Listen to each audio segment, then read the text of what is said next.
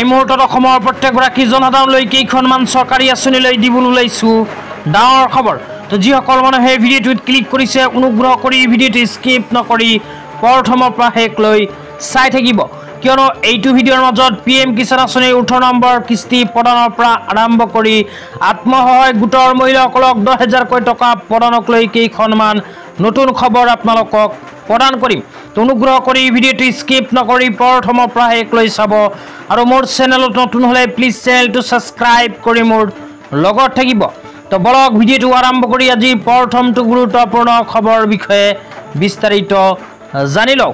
তো আজি প্ৰথমটো গুৰুত্বপূৰ্ণ খবৰ হ'ল নিযুত মইনা আঁচনিলৈ। তো যিসকল ছোৱালীয়ে নিযুত মইনা আঁচনিত আবেদন কৰিছিল সেইসকল ছোৱালীৰ বাবে ইতিমধ্যে অসম চৰকাৰৰ ফালৰ পৰা প্ৰদান কৰা হৈছে এখন বিশেষ আপডেট। তো আপোনাৰ ঘৰতো যদি কন্যা সন্তান আছে আৰু আপোনাৰ কন্যা সন্তানজনীয়ে যদি নিযুত মইনা আঁচনিত আবেদন কৰিছিল তেন্তে অনুগ্ৰহ কৰি ভিডিঅ'টো স্কিপ নকৰি প্ৰথমৰ পৰা শেষলৈ চাই থাকিব। তো নিযুত মইনা আঁচনিলৈ অসমৰ মুখ্যমন্ত্ৰী ডাঙৰীয়াই আপোনালোকে মোবাইল স্ক্ৰীনত চাব পাৰিছে এনেকৈ এখন আপডেট প্ৰদান কৰিছে।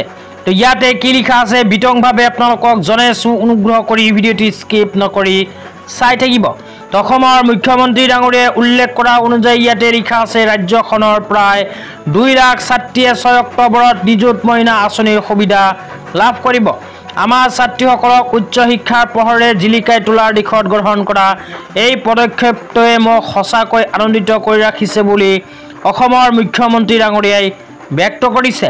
তো ইয়াতে কোৱা অনুযায়ী যিসকল ছাত্ৰীয়ে নিযুত মইনা আঁচনিত আবেদন কৰিছিল সেইসকল ছাত্ৰীৰ বেংক একাউণ্টত অহা 6 অক্টোবৰ তাৰিখে প্ৰদান কৰিব নিযুত মইনা আঁচনিৰ টকা। তো এতিয়া আপোনালোকক দিবলৈ ওলাইছোঁ আজিৰ দ্বিতীয়টো খুবেই গুৰুত্বপূৰ্ণ খবৰ। তো আজিৰ দ্বিতীয়টো গুৰুত্বপূৰ্ণ খবৰ হ'ল PM কিষাণ আঁচনিলৈ। তো যিসকল কৃষকৰ নাম PM কিষাণ আঁচনিত অন্তৰ্ভুক্ত হৈ আছে সেইসকল কৃষকৰ PM কিষাণ আঁচনিৰ 18 নম্বৰ কিস্তি ধন লৈ আহি গৈছে এখন বিশেষ আপডেট। তো যিসকল কৃষকৰ নাম PM কিষাণ আঁচনিত অন্তৰ্ভুক্ত হৈ আছে সেইসকল কৃষকৰ বেংক একাউণ্টত ভাৰত চৰকাৰে আজি দিনৰ 12 বজাত সোমাই দিব PM কিষাণ আঁচনিৰ 18 নম্বৰ কিস্তি 2,000কৈ টকা। তো ইয়াতে স্পষ্টভাৱে লিখা আছে যে আৰ্থিক কিস্তি কা হস্তান্তৰ 5 অক্টোবৰ 2024। তো ইয়াতে কিন্তু স্পষ্টভাৱে কোৱা হৈছে যে ভাৰতৰ প্ৰধানমন্ত্ৰী শ্ৰী নৰেন্দ্ৰ মোদী ডাঙৰীয়াই 5 অক্টোবৰ মানে আজি PM কিষাণ আঁচনিৰ 18 নম্বৰ কিস্তি 2,000কৈ টকা সোমাই দিব। লগতে যিসকল কৃষকে যোৱা 17 নম্বৰ কিস্তি ধন পোৱা নাই সেইসকল কৃষকে যদি PM কিষাণ আঁচনিৰ EKYC বেংক একাউণ্টৰ লগত আধাৰ কাৰ্ড লিংক আৰু লেণ্ড চিডিং কৰিছে সেইসকল কৃষকে 18 নম্বৰ কিস্তিত 17 নম্বৰ আৰু 18 নম্বৰ কিস্তি মিলাই 4,000কৈ টকা লাভ কৰিব। লগতে এইবোৰ কৃষকৰ PM কিষাণ আঁচনিত নাম থাকিলেও নাপাব পাৰে PM কিষাণ আঁচনিৰ 18 নম্বৰ কিস্তিৰ ধন। তো কোনবোৰ কৃষকসকলে নাপাব এতিয়া আপোনালোকক বিতংভাৱে জনাই আছোঁ। তো ইয়াতে 1 নম্বৰত কোৱা হৈছে গলত বেংক ডিটেইলছ। তো যিসকলে বেংকৰ তথ্যখিনি ভুলকৈ দিছে সেইসকলে নাপাব। লগতে যিসকল কৃষকে এলিজিবিলিটি ক্ৰাইটেৰিয়াৰ ভিতৰত নপৰিব সেইসকল কৃষকেও PM কিষাণ আঁচনিৰ 18 নম্বৰ কিস্তি ধন নাপাব। ইয়াৰ উপৰিও আৰু কোৱা হৈছে যিসকল কৃষকে বেংক একাউণ্টৰ লগত আধাৰ কাৰ্ড লিংক কৰা নাই সেইসকল কৃষকেও PM কিষাণ আঁচনিৰ ধন নাপাব। ইয়াৰ পিছত 4 নম্বৰত কোৱা হৈছে যিসকল কৃষকৰ বয়স এতিয়ালৈকে 18 বছৰ সম্পন্ন হোৱা নাই সেইসকল কৃষকেও PM কিষাণ আঁচনিৰ ধন নাপাব। তাৰপিছত 6 নম্বৰত কোৱা হৈছে যিসকল কৃষকে PM কিষাণ আঁচনিত আবেদন কৰিছে কিন্তু এতিয়ালৈকে PM কিষাণ আঁচনিৰ EKYC কৰা নাই সেইসকল কৃষকেও আজি PM কিষাণ আঁচনিৰ 18 নম্বৰ কিস্তি ধন নাপাব। তেতিয়া আপোনালোকক দিবলৈ ওলাইছোঁ আজি দ্বিতীয়টো খুবেই গুৰুত্বপূৰ্ণ খবৰ। অনুগ্ৰহ কৰি ভিডিঅ'টো স্কিপ নকৰি চাই থাকিব। তো আজি দ্বিতীয়টো গুৰুত্বপূৰ্ণ খবৰ হ'ল BJP আসাম প্ৰদেশৰ ফালৰ পৰা প্ৰদান কৰা বানপানীৰ ক্ষতিপূৰণক লৈ এখন বিশেষ আপডেট। তো ইয়াতে কোৱা হৈছে অসমলৈ কেন্দ্ৰীয় চৰকাৰৰ 716 কোটি টকাৰ আবণ্টন। বানৰ ফলত হোৱা দুৰ্যোগ পৰিস্থিতিত প্ৰশমনৰ বাবে এই পুঁজি মাননীয় প্ৰধানমন্ত্ৰী শ্ৰী নৰেন্দ্ৰ মোদী ডাঙৰীয়াই অসম চৰকাৰক প্ৰদান কৰিছে।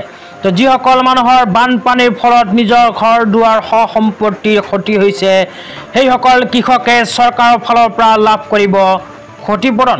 তো আপোনালোকৰ যদি বানপানীৰ ফলত নিজৰ সম্পত্তিৰ ক্ষতি হৈছিল তেন্তে ভিডিঅ'টো চাই আছে যদি এইটো ভিডিঅ'ৰ কমেণ্ট বক্সত কমেণ্ট কৰি জনাই দিবলৈ নাপাহৰিব। তো এতিয়া আপোনালোকক দিবলৈ ওলাইছোঁ আজি চতুৰ্থটো খুবেই গুৰুত্বপূৰ্ণ খবৰ। অনুগ্ৰহ কৰি ভিডিঅ'টো স্কিপ নকৰি প্ৰথমৰ পৰা শেষলৈ চাই থাকিব। তো আজি চতুৰ্থটো গুৰুত্বপূৰ্ণ খবৰ হ'ল ৰেচন কাৰ্ড লৈ। তো যিসকল মানুহৰ নাম ৰেচন কাৰ্ডত অন্তৰ্ভুক্ত হৈ আছে সেইসকল মানুহে এই খবৰটো জনা অত্যন্ত প্ৰয়োজনীয়, অন্যথা পৰিব পাৰে বিপদত। তো যিসকল মানুহৰ নাম ৰেচন কাৰ্ডত অন্তৰ্ভুক্ত হৈ আছে সেইসকল মানুহে অহা 10 অক্টোবৰ তাৰিখৰ ভিতৰত নিজৰ ৰেচন কাৰ্ডৰ সহায়ত চৰকাৰী ফ্ৰী চাউল ল'ব লাগিব, কিয়নো অসম চৰকাৰে প্ৰতি মাহৰ 1 তাৰিখৰ পৰা আৰম্ভ কৰি 10 তাৰিখলৈ অন্য সেৱা দিন হিচাপে ঘোষণা কৰিছে। তো আপোনালোকৰ যদি ৰেচন কাৰ্ড আছে তেন্তে অহা 10 অক্টোবৰ তাৰিখৰ ভিতৰতেই নিজৰ ৰেচন কাৰ্ডৰ চৰকাৰী ফ্ৰী চাউল ল'ব লাগিব, অন্যথা অহা 10 অক্টোবৰ তাৰিখ পাৰ হ'লে কিন্তু আপুনি নাপাব পাৰে চৰকাৰী ফ্ৰী চাউল। অসম চৰকাৰে প্ৰতিজন ৰেচন দোকানীক 10 তাৰিখৰ ভিতৰতে চৰকাৰী ফ্ৰী সামগ্ৰীসমূহ বিতৰণ কৰাৰ নিৰ্দেশ প্ৰদান কৰিছে।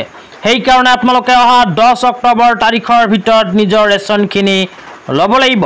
তেতিয়া আপোনালোকক দিবলৈ ওলাইছোঁ আজি 6 নম্বৰটো খুবেই গুৰুত্বপূৰ্ণ খবৰ। অনুগ্ৰহ কৰি ভিডিঅ'টো স্কিপ নকৰি চাই থাকিব। তো 6 নম্বৰ গুৰুত্বপূৰ্ণ খবৰটো হ'ল আত্মসহায়ক গোটৰ মহিলাসকলৰ বাবে। তো অসম চৰকাৰে আত্মসহায়ক গোটৰ মহিলাসকলৰ বাবে কেবিনেট বৈঠকত এনেকুৱা এখন সিদ্ধান্ত গ্ৰহণ কৰিছিল। কেৱল মাত্ৰ এইবোৰ মহিলাই লাভ কৰিব 10,000কৈ টকা। তো কি সিদ্ধান্ত গ্ৰহণ কৰিছিল এটা এটাকৈ আপোনালোকক জনাই আছোঁ, অনুগ্ৰহ কৰি ভিডিঅ'টো স্কিপ নকৰি প্ৰথমৰ পৰা শেষলৈ চাই থাকিব। তো ইয়াতে 1 নম্বৰত কৈছে বৈধ আৰু সক্ৰিয় আধাৰ সৈতে লিংক থকা ছেভিং বেংক একাউণ্ট থকা মহিলা। 2 নম্বৰত কৈছে আত্মসহায়ক গোট ফেডাৰেশ্যন বেংক আদি ডিফল্টাৰ নোহোৱা মহিলা।